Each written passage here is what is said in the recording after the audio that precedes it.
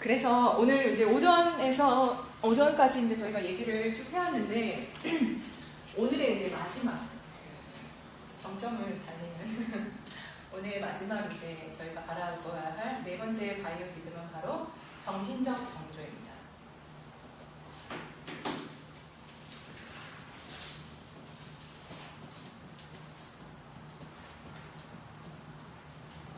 아이시바리아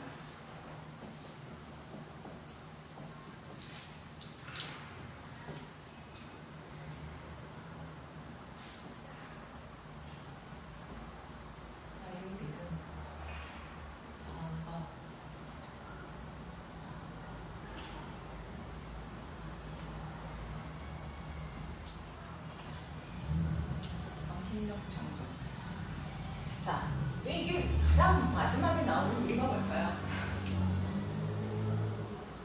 뭐 때문에 가장 마지막에 나올까요?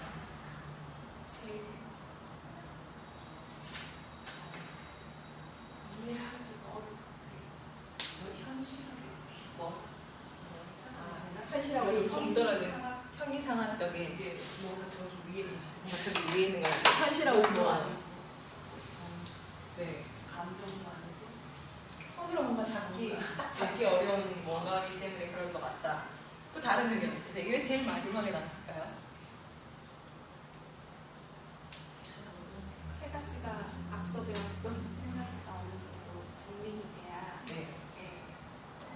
자존감도 높이고 그래서 이제 다른 창조적인 문제를 네. 풀 수 있습니다. 네. 맞습니다. 그런 부분도 굉장히 강하지. 자, 이 아이시바리아라는 말은 의미는 여러 가지 사전적 의미도 있고 여러 가지 의미가 있는데요. 요가에서 혹시 이시바르라는 자제신이라는 이시바르라는 그 단어를 혹시 기억을 하시나요? 요가 수트라에도 나옵니다. 거기하고 음을 좀 생각해 보시면은 비슷한데요. 바로 이제 여기서 궁극적으로 말하고자 하는 것은 뭐냐면은 어떠한 결과를 만들 수 있는, 창조할 수, 생산에 만들 수 있는 힘, 그 능력을 보고 아이시와리아라고 저희가 정의를 합니다. 즉, 제가 예를 하나 들어서 설명을 드려볼게요. 이제 앞서 배웠던 도덕적 정조, 사고적 정조, 감성적 정조를 거쳐서 여기까지 왔는데 맨 마지막에 이룬 데는 뭔가 이유가 있겠죠. 뭐냐 그러면은 저희가 치아를 하나 예를 들어서 설명을 드려볼게요. 자, 여러분 우리가 애들한테 가장 어려서부터 바로 잡게 해주는 습관 중에 하나가 뭔가요? 이 닦죠. 깨끗하게 윗니 아래 이 닦자. 그러면서 이를 닦잖아요. 자, 이 이라는 게 치아라는 게 좀 독특한 녀석입니다. 뭐가 독특한가요?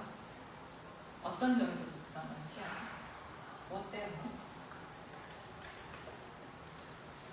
이가 하는 역할이 뭔가요? 치아가 하는 역할이? 씻고 뜯고 그렇죠. 뭔가 음식을 씹고 물어 뜯고 뭐 하고 하는 이 모든 작용을 이 이를 통해서 일어납니다. 그래서 아기도 이제 이가 나기 시작하면 어떤가요?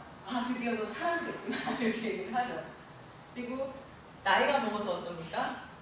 또 하나의 퇴화 과정 중 하나가 보이는 게 바로 이 치아가 빠지는 과정이기도 합니다. 어떻게 보면 한 바퀴를 순환을 하고 돌아가는 하나의 징표? 또 사람으로서 심볼? 이런 걸로 하나 이를 이제 많이 나타내기도 하는데, 자, 우리가 바로 이 씹고, 뭘 씹나요? 음식을 씹죠. 음식은 우리가 살아가는 데 있어서 가장 필요한, 가장 기본적인 것 중에 하나죠. 못 먹으면 우리가 생존을 할 수가 없습니다. 그래서 이 음식을 섭취를 하기 위해서 우리 몸에 가장 쉬운 상태로 만들어주기 위해서 우리가 이제 음식물을 씹잖아요. 그래서 이가 굉장히 중요한 작용을 여기서 합니다. 잘게 분해를 하고 해주는 그런 과정을 하기 때문에 또 하나의 관점에서는 이가 하는 역할이 바로 뭐냐면 우리 신체의 구조 중에서 외부로 돌출이 되어 있는 딱 하나의 뼈입니다. 뼈.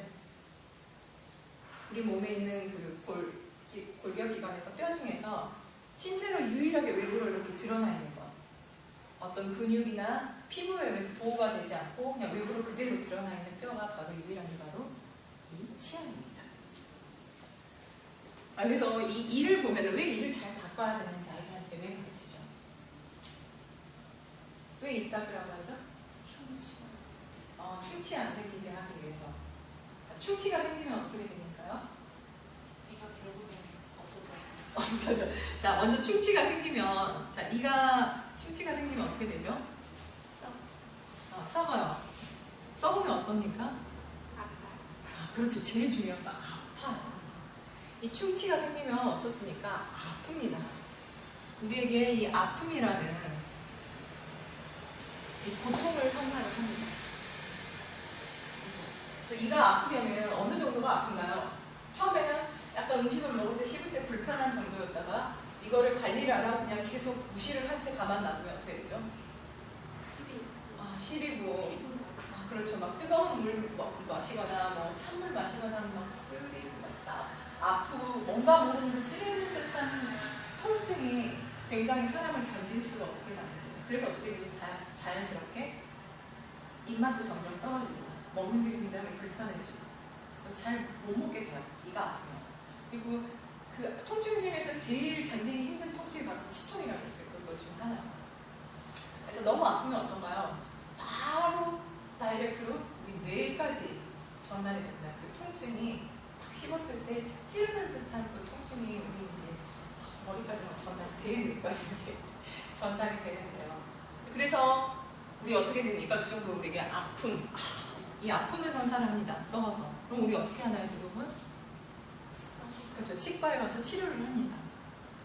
이 치료를 하는 도중도 결코 쉽지가 않습니다.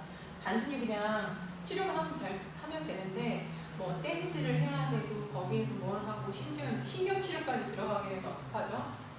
한 일주일 넘게 한 2주, 3주는 뭐 음식을 제대로 먹는 거는 이제 포기를 해야 된다고 봐야 되죠. 그게 더 심해지면 어떻게 합니까? 이제 신경치료가 해도 안 낫습니다. 이거 뽑아야 돼요. 자, 그렇게 해서 우리가 결국은 이제 치료를 해서 다시 원상태로 만드는 이 과정을 하게 되는데요. 자, 여기에서 바로 우리가 이야기를 왜 말씀을 드리느냐. 우리가 그 수련을 하고자 하는 도덕적 정조부터 시작해서 마지막 정신적 정조까지의 과정이 이 단순한 이 하루 3분 있다기라는 행위를 통해서 우리가 바라볼 수가 있어요. 어떻게 볼 수가 있느냐. 자, 매일매일 이를 닦는다. 이를 닦는다는 이 행위는 뭔가요? 우리에게 좋은 습관을 형성을 하기 위한 우리의 도덕적 정조에 해당합니다. 우리가 늘 갈고 닦아야 하는.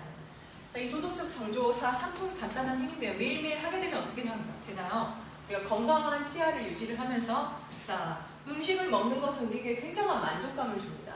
그래서 만족감도 느끼고 만족감을 느끼면서 어떻게 되죠? 소화도 잘 되고 음식을 꼭꼭 씹어서 충분히 씹으면 소화가 잘 되지 않습니까? 그래서 소화도 잘 되고 소화가 잘 돼서 어떤가 우리 몸도 적절한 영양분을 흡수를 할 수 있고 불필요한 것들을 내보내는 이런 대사작용도 활발하게 할 수가 있습니다.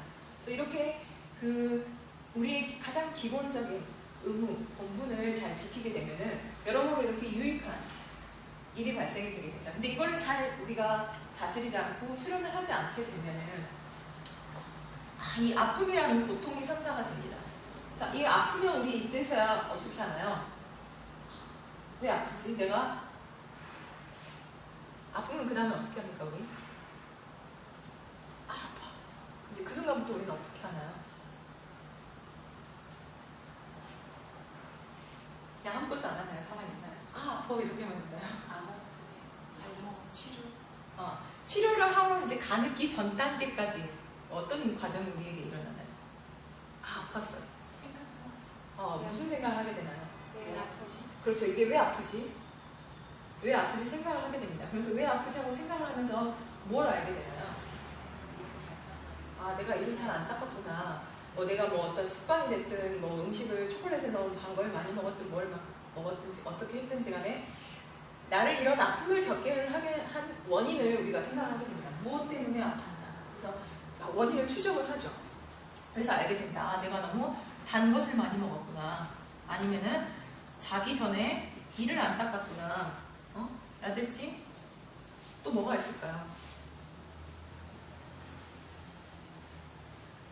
닦긴 닦았는데 대충 닦았구나. 뭐 이런 식으로 여러 가지를 추정을 해볼 수가 있습니다. 바로 이 과정을 통해서 우리가 어떤 걸 알게 됩니까? 바로 앓음의 과정을 우리가 경험을 하게 됩니다. 아, 이래서 내가 이렇게 아프게 됐구나. 그래서 이 굉장한 고통이 바로 우리에게 이러한 앓음을 전해주는, 우리에게 지식을 전달을 해주는 계기가 되는 겁니다. 기회예요. 그래서 그 다음부터는 어떻게 하죠? 이렇게 알았기 때문에 이제 그 다음부터는 어떻게 하나요? 안 하는 그래서 이렇게 안 하려고 뭔가 그렇죠, 행동을 취합니다. 실천을 하는 거죠. 아, 내가 단 걸 너무 많이 먹어서 단 걸 좀 줄여야지. 아, 나는 차가운 걸 먹을 때마다 너무 아픈 것 같아. 그럼 찬 걸 좀 줄여볼까? 나 너무 뜨거운 거를 너무 많이 먹었나 봐. 그래서 이가 데웠나? 이러면서 뜨거운 걸 좀 줄인다든지. 아니면은 아, 내가 이를 너무 대충 닦았나? 그럼 이를 좀 더 꼼꼼히 닦아볼까? 이런 식으로 자기 나름대로의 어떤 추정했던 그 원인을 기반으로 해서 다시금 이것이 더 이상 발생을 하지 않도록, 그러니까 앞으로 진전이 되지 않도록 뭔가 행위를 취합니다. 조치를 취하게 되죠. 바로 이건 뭐냐? 앞으로 미래의 어떠한 고통을 나 이렇게 아프기 더 이상 싫어. 또 안 아프고 싶어. 그래서 앞으로 미래의 고통을 우리가 방지하기 위해서, 그렇기 위해서 우리의 앓음을 기반으로 해서 어떻게 하나요? 자, 해야 될 것과 하지 말아야 할 것들. 그래서 취사 선택을 해서 여기에 대해서 따라서 우리가 뭔가 다시 실천에 옮깁니다. 바로 이 앓음의 과정을 통해서 필요한 것과 불필요한 것들을 가려내는 작업. 바로 감성적 정조에서 일단 배라겨 봐봐. 내려놓는 어떤 것에 대해서 객관화시키고 그것들을 가려서 바라보는, 분별해서 바라보는 그러한 과정을 이 앓음을 통해서 기반으로서 우리가 얻는 거죠. 그래서 이렇게 해서 잘 치료도 하고 그래서 무사히 잘 끝났습니다. 그러면 이제 다 치료해서 끝나서 이제 더 이상 안 아파요. 그럼 그 다음은 어떻게 하나요? 유지를 잘해야지. 아, 유지를 잘해야지. 자, 유지를 잘해야지 이러면서 자, 이렇게 치료가 잘 끝나서 어떻게 합니까? 아, 만족감을 느낍니다. 그래요. 이제 살 것 같아. 더 이상 안 아파도 돼.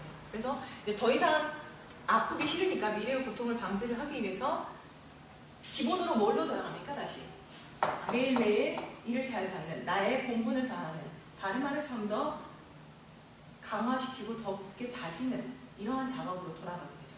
이때 바로 이 만족감이 뭐냐 하면은 여기서 말하는 이 아이시가 됩니다. 즉 무슨 말인가 하게 되면은 자, 이때 이제 유지를 하게 되는데 이때 어떤 사람이 이럴 수도 있어요. 아, 뭐 치과 의사 있으니까 아플 때 그냥 병원 가면 되지 뭐. 괜찮아, 뭐 이 아픈 걸 가지고 그렇게 어렵게 무슨 뭐 정신적 정도를 복잡하게 생각하지 마. 이렇게 할 수도 있어요. 그러면 같은 어떤 만족감이 느껴지기에 다 상황이 끝났는데 이 두 개에서 발생할 수 있는 차이점은, 가장 큰 차이점은 뭔가요? 아, 나는 이렇게 해서 더 이상 안 하고 싶으니까 매일매일 내 본분에 더욱더 충실해야 되겠다라고 하는 사람과 아, 의사가 있는데 뭐 무슨 걱정이야, 그냥 하고 싶은 대로 다 하면서 살아야지, 이렇게 하는 사람이랑 가장 큰 차이가 뭡니까?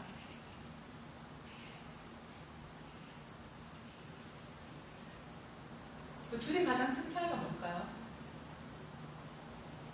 자존감. 자존감. 또 어떤 게 있을까요?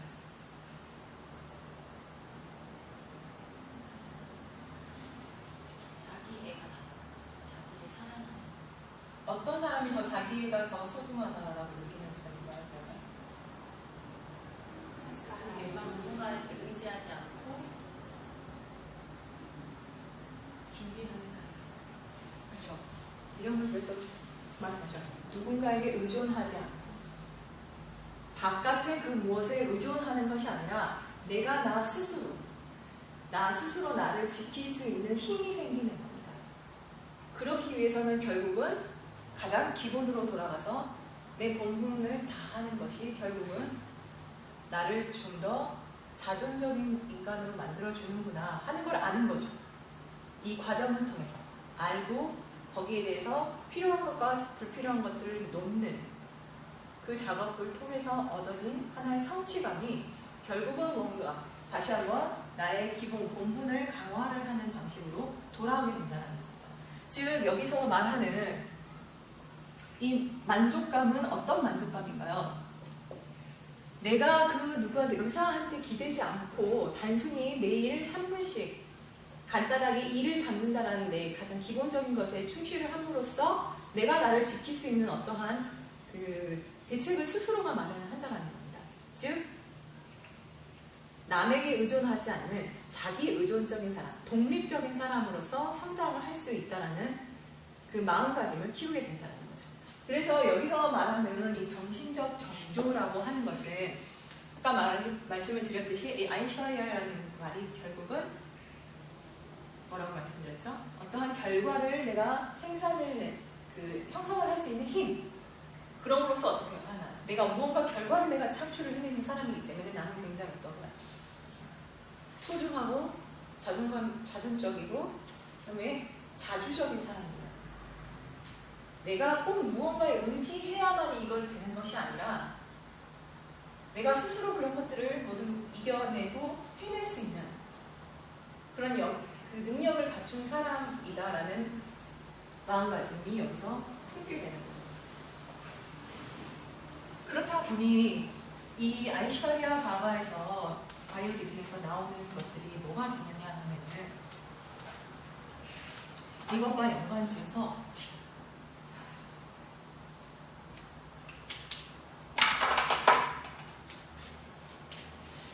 바로 자존감, 주체적인 사람, 주체적. 이걸 다시 말을 하면은 자기 의존적. 영어로 찾아보시면 self-reliance, self-dependent.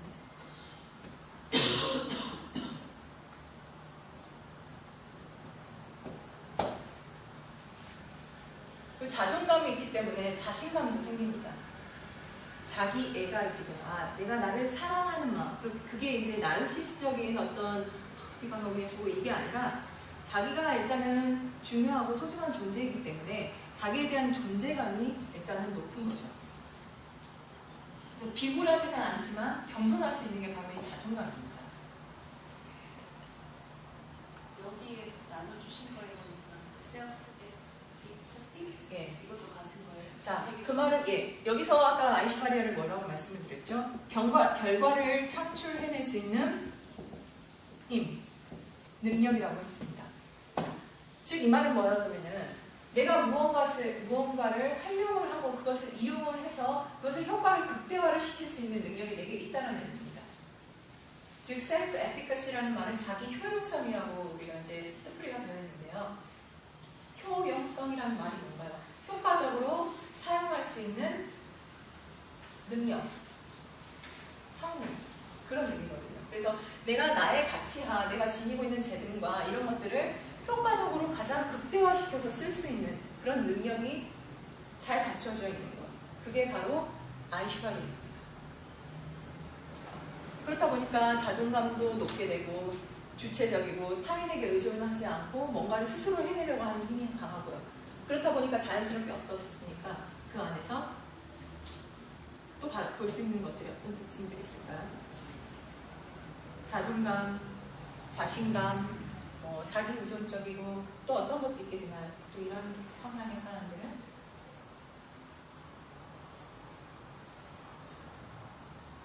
뭔가 일을 해낼 때 만족감, 또 진취적. 자, 진취적 접근했습니다. 또 진취적인데 이런 걸 보고 뭐라 그러죠? 어떤 일을 해내려고 하는 의지력. 그것도 굉장히 강하죠. 아까 말씀하신 이 진취적이라는 말은 강인함이 되기도 합니다. 이 강인함은 그냥 단순히 신체적 강함을 의미를 하는 게 아니라 정신적으로도 강해야 돼요. 마음도 강해야 돼요. 이 말은 차가운 가슴이라는 의미가 하는 말은 뭐냐면은 남에게는 공감을 하고 동감을 할 수는 있지만 거기에 대해서 휘둘리지는 않는다는 의미거든요. 그게 감성이 강한 사람인 거예요. 그렇기 때문에 어떤 객관적인 입장을 잘 유지를 할 수가 있는 거죠. 만약에 휘둘리게 되면 어떻습니까? 어떠한 판단력이 흐려질 수가 있어요. 그래서 이때 강인함이라는 것은 어떤 신체적인 강함도 의미를 할 수가 있겠고요. 정신적으로, 감성적으로도 다 강한 걸 보고 이 강인함이라고 의미를 합니다. 의지력도 굉장히 강하죠. 왜냐하면 내가 뭔가를 결과를 창출을 해내고자 하는 그런 힘이 있기 때문에 추진을 하고 그것을 읽어내려고 자신의 어떤 의지를 불태우게 되는 거죠. 자, 또 뭐가 있을까요? 우리가 관계되는 것들로 그러면 자, 이런 것들을 진취적 의지력이고 강인해서 내가 결과를 창출하려고 한다면 자연스럽게 뒤따르는 게 뭐가 있습니까? 창의력도 있습니다. 근데 모든 일이 이렇게 술술 순탄하게 그만 풀리나요? 내가 뭔가 하고자 한다고 하면 그냥 실탄에 풀리듯 술술 풀려서 이렇게 일이 잘 되나요? 반드시 역경을 만나게 됩니다. 그렇죠? 역경을 만났을 때 그럼 우리는 어떻게 합니까? 나는 뭔가 이걸 당장 이루어야 되겠어 라는 의지와 강인함이 있다라고 하면은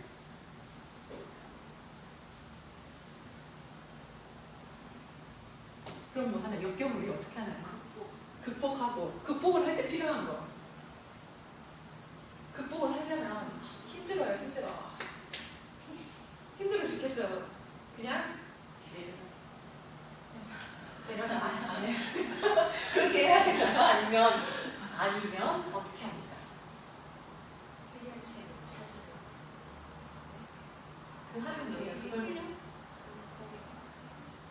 반복적인 훈련. 자, 그때 우리가 반복적인 훈련을 할 때 우리한테 필요한 게 뭡니까? 인내함. 참고 기다리는 인내력이 여기서 필요합니다. 이 인내가 없으면 어떻게 되나요? 방금 말씀을 드렸던 것처럼 하나가 안 되니까 이건 내 길이 아닌가 그러면서 접고 이건 좀 해보니까 안 되네 그러면서 그래 내려놓는 거야라는 자기 암시를 걸면서 또 내려놓을 수도 있어요. 이제 물론 그것은 이제 선택을 할 때 뭐 우선순위와 여러 가지 것들이 작용을 하기는 하지만 이제 여기서 궁극적으로 하고자 하는 얘기는 자기가 뭔가를 이뤄내려고 하는 결과를 창출을 하려고 하는 힘이 강하다 보면은 의지도 강해지고요. 그 의지만큼 부딪혀 나가는 것들에 대해서 우리가 인내하고 그렇죠. 그걸 참아내는 겁니다. 근데 그게 참는 게 단순히 그냥 외부에서 또 참아야 그러니까 이렇게 하는 게 아니라 본인이 그것을 원해서 이 정도는 견뎌낼 수가 있어 라고 받아들이고 수용한다는 것을 전제로 가게 됩니다. 그렇기 때문에 보셨다시피 아까 우리 은영 선생님께서 말씀을 하셨던 것처럼 이 정신적 정조가 제일 마지막에 나오는 이유가 뭐냐면요. 가장 기본적으로 정신적 정조는 우리가 본분을 다했을 때 자연스럽게 이 결과물이 생기게 됩니다. 그렇죠. 일을 잘 닦으면 건강한 치아를 유지합니다. 그게 바로 결과물이에요.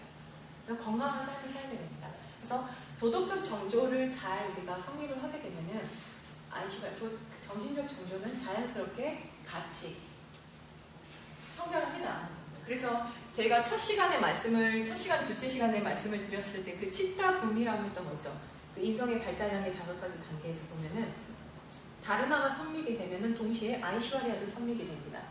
그리고 그 위에 기한, 지식을 발달시켜 나가면서 점점 어떤가요? 그래도 그때도 아이시와리아도 도덕적 정조와 사고적 정조를 기반으로 해서 결과물이 성립을 합니다. 그리고 아까 여기에서 말씀드렸던 것처럼 힘들지만 참고 견뎌서 불필요한 것들을 걸러내고 내가 불필요한 걸 내려놓고 하는 그 메라기아 감성적 정조가 한 번 더 더해지게 되면 훨씬 더 고차원적인 상위의 어떠한 결과물들을 우리가 이뤄낼 수가 있는 것이죠. 그래서 이때 작용을 하는 것들이 바로 이 자존감, 진취적인 거, 의지력, 강인함, 인내, 창의력, 뭐 주체적인 거, 자기 의존적인 거 이런 것들도 나옵니다. 또 뭐가 있을까요? 자, 우리가 뭔가 진취적이고 의지력을 불타서 하는 사람을 보고 어떤 사람이라고 얘기하나요? 이 사람 참 열심히 하는 사람을 보고 뭐라고 해서 같이 열정. 이때 우리가 동반이 되는 게 바로 이 열정입니다. 이 열정은 패션이 아니에요. 패션은 뭐냐 그러면은 약간의 그 감각적인 어떤 욕망 이런 것들이 동반이 되었을 때는 그랬을 때 패션이라고 말하는 그때의 열정이 약간 이 패션에 조금 더 가깝고요. 정확하게 이제 구분을 짓자라고 하면 여기에서 영어에서의 그 의미를 조금 약간 미묘하게 구분을 하자라고 한다면 여기에서는 그 패션이 아니라 enthusiasm. 그때 이 열정이라고 얘기를 합니다. 써주세요.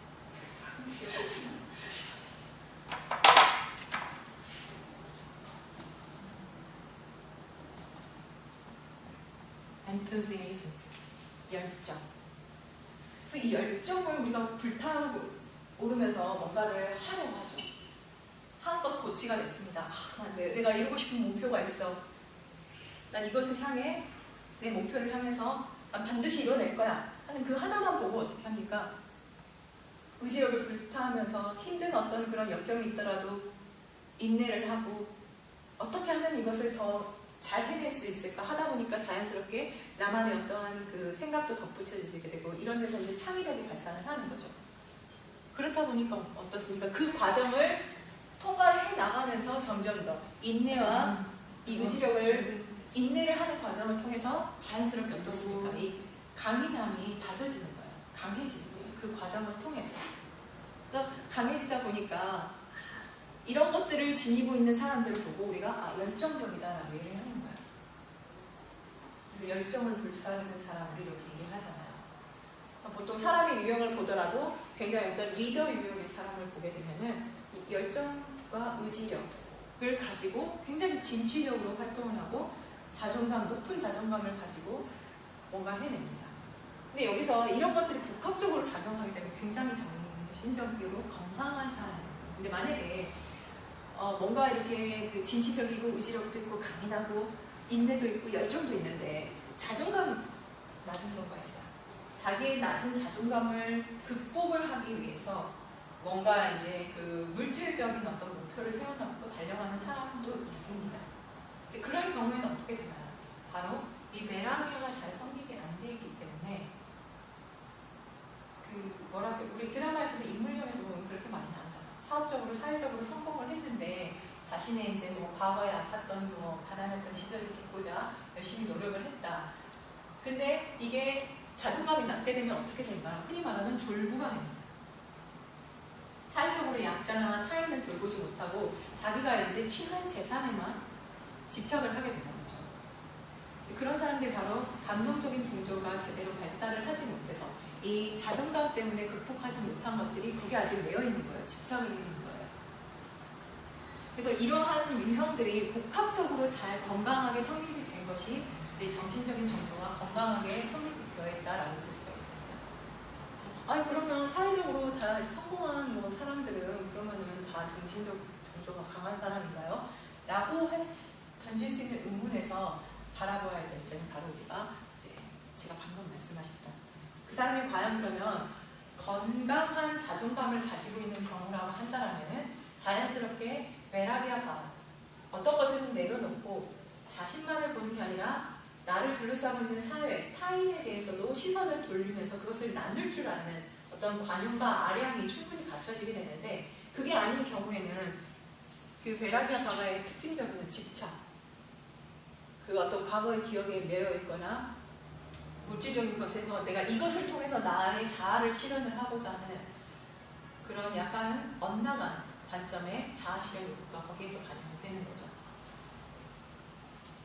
그래서 이 정신적 정조하고 관련이 있는 개념으로는 제가 나눠드린 자료에도 있지만 여기서 다시 보시다시피 자존감, 자신감, 그 다음에 어떤 열정, 창의력, 인내, 강인함, 의지력, 자기 의존적인 것들, 그 다음에 이 결과를 창출을 하는 힘,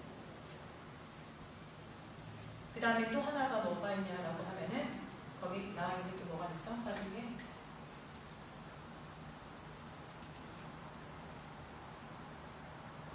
확신. 네? 확신. 확신. 자, 확신은 어떻게 왜 이것과 관계 있다라고 볼 수가 있을까요?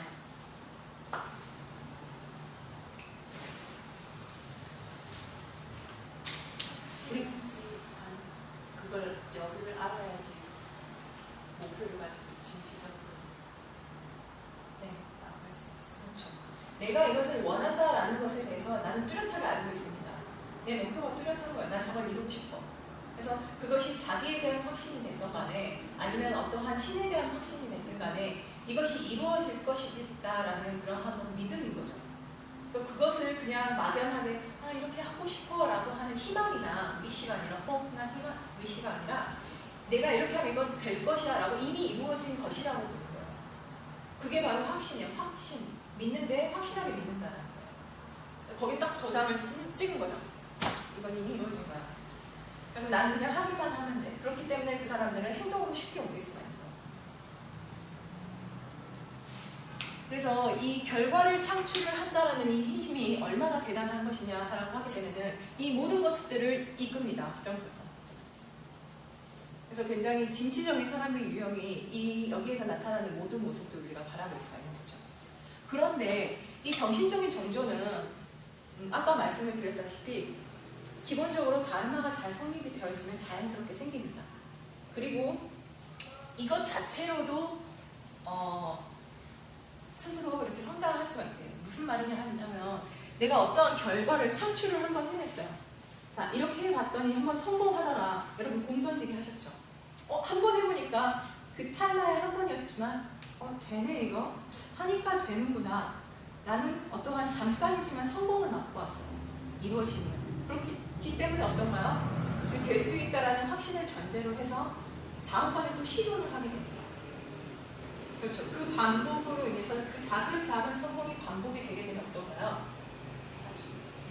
자신감으로 확립이 되게 됩니다. 그 기틀이 굉장히 다져지게 됩니다. 그래서 우리가 성공도 습관이라는 말을 어떤 사람이 했어요. 우리 자기계발서에 이렇게 보면 성공도 습관이다라고 하잖아요. 그래서 아이들에게 어려서부터 작은 성공을 경험을 하게끔 만들어주게 되면은 그 아이의 자신감과 자존감이 높아지게 됩니다. 작지만 내가 뭔가 이루어냈다라는 성공을 맛보았기 때문에 자기에 대한 자존감도 당연히 높아지게 되고 자신감도 생기게 되죠. 하니까 되더라라는 자신감. 그러면서 확신도 정립이 됩니다. 그리고 정립이 되기 때문에 어떻게 될 수가 있나요? 그것이 더 고착화될 수 있고 굳어질 수가 있게 되는 거죠. 그래서 이 모든 것들이 그 하나의 결과가 또 다른 결과를 낳는 그러한 선순환의 반복이 나타날 수가 있습니다. 그래서 바로 이 결과를 창출할 수 있다는 이 아이시바리아라는 것이 대단한 것이 바로 그 때문이죠. 그래서 만약에 우리가 이 자존감과 자신감을 높이기 위해서는 우리 작심삼일 하면은 이거 당연히 안 생깁니다. 그렇죠? 해보니까 어떻습니까? 나 해보니까 3일 만이다. 포기했어. 안 돼. 스스로가 자기에게 그런 메시지를 주는 거죠. 나 한번 해봤더니 3일도 못하고 이거 못하더라. 그래서 너는 안 돼. 라고 내가 내 스스로에게 그렇게 메시지를 줍니다. 그렇다 보니까 어떤가요? 당연히 자신감도 안 생기고 두려움이 앞섭니다. 위축되고. 그러면서 위축되면서 생기는 게 바로 그 두려움. 그 두려움이 무엇을 이야기를 하나요? 바로 다음번에 또 시도할 수 있는 기회나 나의 어떤 의지력을 차단을 시켜버립니다. 그러면서 어떻게 된가요? 악순환의 고리가 반복되는 거죠. 해보니까 안 돼. 의지력도 없어지고 그렇다 보니까 힘도 없고 그렇다 보니까 진취적일 수가 없고 그렇다 보니까 자존감도 나가지고 안 해보니까 창의력이 생길 리가 막무합니다. 자꾸 시도를 해보고 실패를 통해서 그걸 통해서 뭔가 어떤 새로운 것들이 이렇게 생겨나기 마련인데 자꾸 시도를 안 해보기 때문에 창의력이 생길 수가 없습니다. 뭘 어떻게 해봐야 되는지 이제 모르는 거죠. 그렇다 보니까 어떻습니까? 인내력이 안 생깁니다. 버틸 수가 없어요. 조금 해보고 말고 조금 해보고 말고 이렇게 되는 거죠. 그러다 보니까 어떻습니까? 자연없이 무기력하고 열정도 사그라들고 그냥 권태, 나른함. 뭐 해봐도 안 돼. 그냥 나는 포기하는 게 나아. 그냥 이렇게 사는 게 편해. 바로 이런 식으로 우리의 삶이 한순간에 하하하는 극강화하는 삶을 살 수가 있어요. 그래서 그렇기 때문에 우리의 그 도덕적 정조와 이 정신적 정조가 가장 밑바탕에서 우리의 인성을 받쳐주는 두 가지 중요한 요소입니다.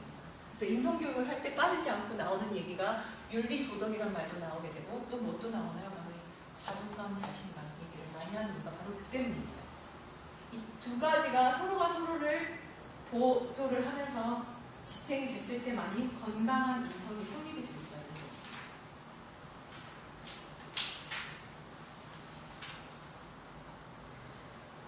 그렇다고 한다면 아까 말씀 이 치아 얘기로 다시 잠깐 한번 돌아가 볼게요. 우리가 치아가 외부로 돌출되어 있는 유일한 뼈라고 말씀을 드렸잖아요. 근데 사실 이 뼈는 우리의 이제 골격을 지탱을 해주는 역할도 하지만 뼈 안에는 숨어있는 또 하나의 비밀이 있습니다. 뭐가 있나요? 뼈 안에. 뼈가 그냥 단순한 구조물로만 존재를 하는 걸까요? 우리 신체를 버티는 뼈 안에는 뭐가 있습니까? 우리 신경. 맞아요. 신경도 지나요. 신경이 지나갈 수 있게끔 혈관은 우리 이제 조직 속에 존재를 하고요.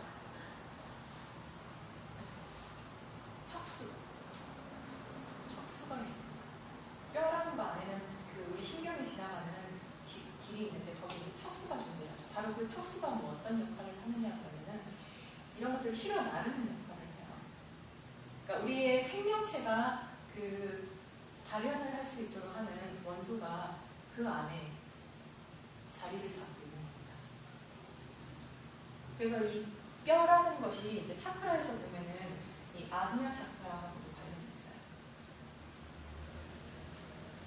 그 울라다라는 차크라, 우리의 지구 땅이라는 원소하고 관련이 있지 않습니까? 근데 이제 뼈라는 것은 그 땅이라는 원소하고 관련이 될 수가 있는데 그것보다는 이제 이런 것들을 실어 나르는 어떤 결과를 도출하는 이 힘이라는 측면에서 봤을 때 아그냐 차크라하고도 굉장히 관계가 있어요. 바로 생명력을 불어주는 그 원소들을 포함을 하고 있다는 거죠.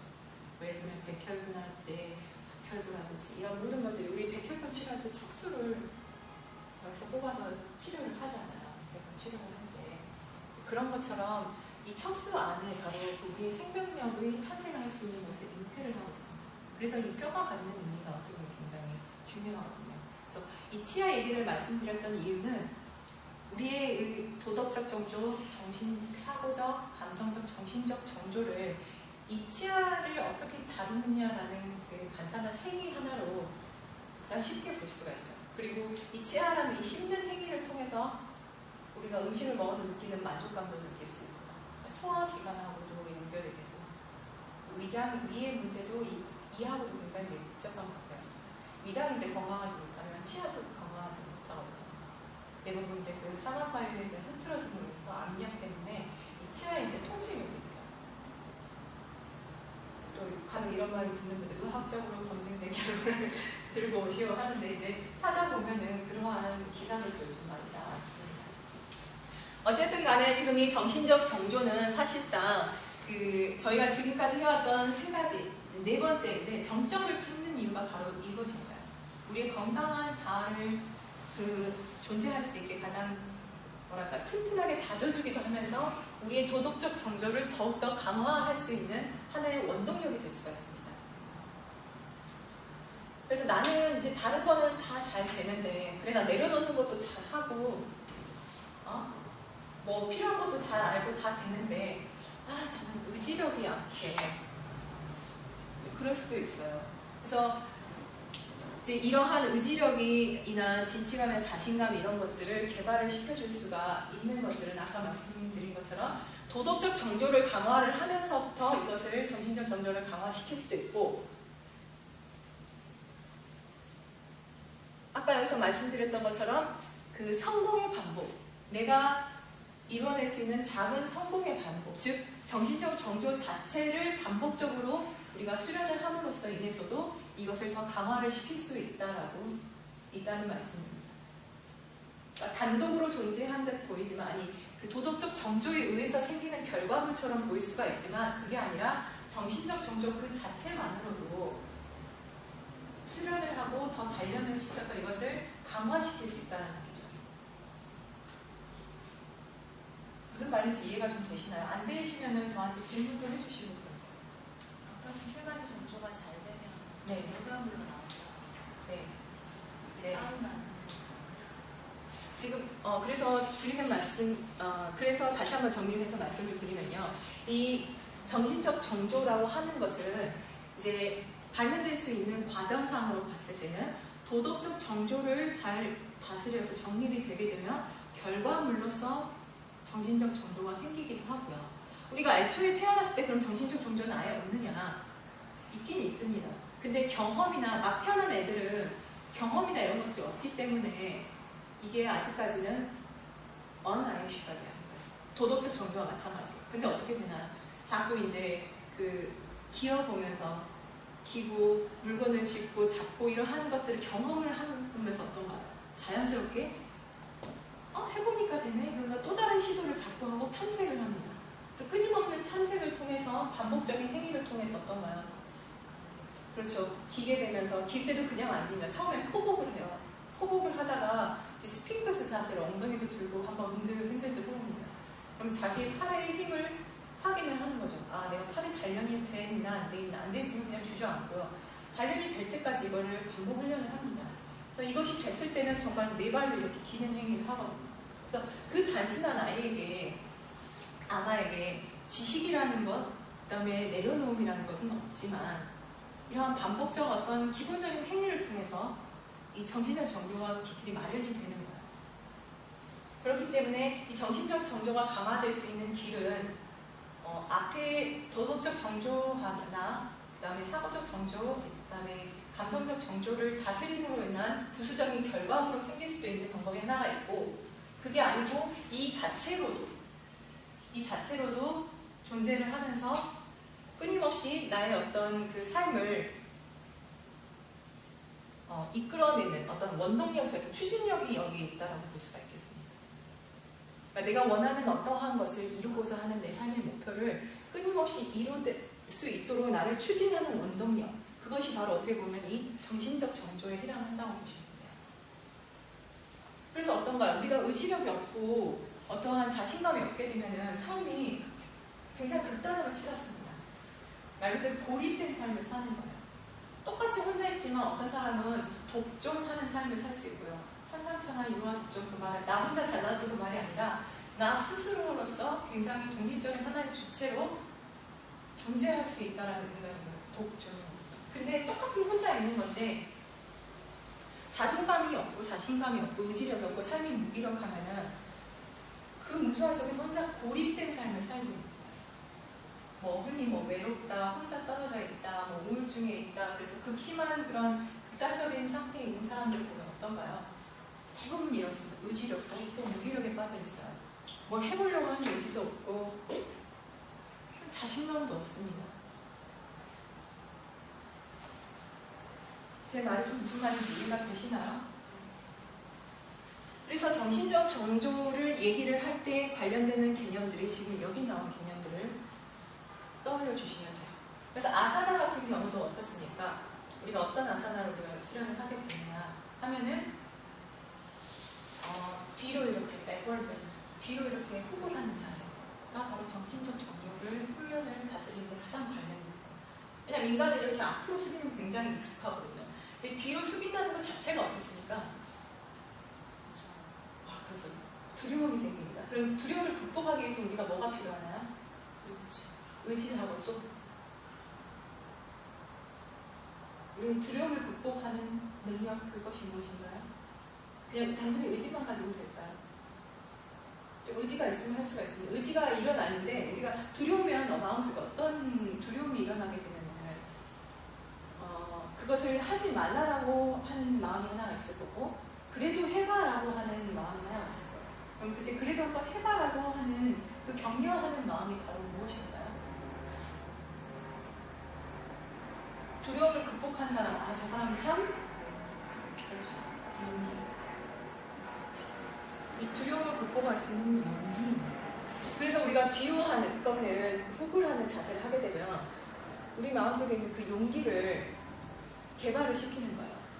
왜냐하면 뒤로 그 훅을 하는 자세가 왜 우리가 두려워할까요? 왜 이게 잘 할 때 머뭇머뭇하고 잘 안 될까요? 단순히 유연하지 않아서?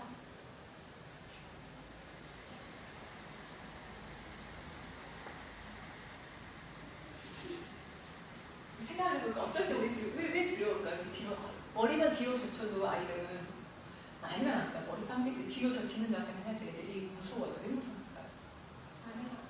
안 해봤던 거라서 또 다칠까? 우리가 태어나서 해보고 있어서 그런 거야. 이렇게 있어서 그렇죠. 익숙한 거. 익숙하기 때문에 익숙하지 않은 것에 대해서 우리가 어떤가요? 안 익숙하다는 말은 결국 무슨 말인가? 다르게 생각하면 낯설음. 낯설음이라는 말 다시 한번 얘기를 하면 왜 낯설으면 당연히 우리가 어떤 느낌이 드나요? 낯설어. 나 이거 잘 못해 또? 나 이거 나 처음 봤어. 이거 잘 몰라. 알지는 못해요. 모른다는 것 때문에 생기는 이 두려움이 거기에 존재를 하는 겁니다. 그 낯설음이라는 것은 결국 기저하는 마음은 뭐냐 그러면은 모른다는 거예요. 내가 여기서 알지 못하기 때문에 내가 이걸 뒤로 이렇게 하게 되면 무슨 일이 일어날지 모르기 때문에 우리가 어떠한 새로운 것을 시도를 할 때 두려움이 생기는 거예요. 그때 필요한 게 바로 이 용기입니다. 그래서 훅을 하는 이 자세를 하면서 우리 안에 내재해 있는 어떠한 두려움을 극복을 하고 한번 그것을 해냄으로써 어떻습니까? 우리가 두려움을 극복하고 그 용기를 내어서 했을 때 그때 만약에 내가 그것을 이뤄냈다라고 하면은 자연스럽게 자신감이 생깁니다. 해보니까 됐어. 그래서 어떻죠? 또 한 번 다음번에 시도할 수 있는 내게 다른 용기를 또 주어줍니다. 의지를 주어줍니다. 그래서 이제 관계된 아사나가 거기 소개된 것처럼 뒤로 훅을 하는 아사나들이 가장 많이 도움을 주고요. 직접적으로 연관이 있습니다. 그 다음에 거기 이제 크리아도 소개가 됐는데요. 크리아는 이제 지난 시간에 제가 사고적 정조하고 관련이 됐다라고 말씀을 드렸는데 이제 그때 드렸던 관점은 뭐였냐 하면은 그 크리아 정화하는 작업을 통해서 내 몸에 대해서 알아간다라는 관점에서 이제 크리아가 그때 관계가 됩니다라고 말씀을 드렸는데요. 그때는 크리아가 어떻게 보면은 부수적인 2차적인 어떤 그 수련법에 해당이 된다고 보시면 돼요. 아사나하고 프라나야마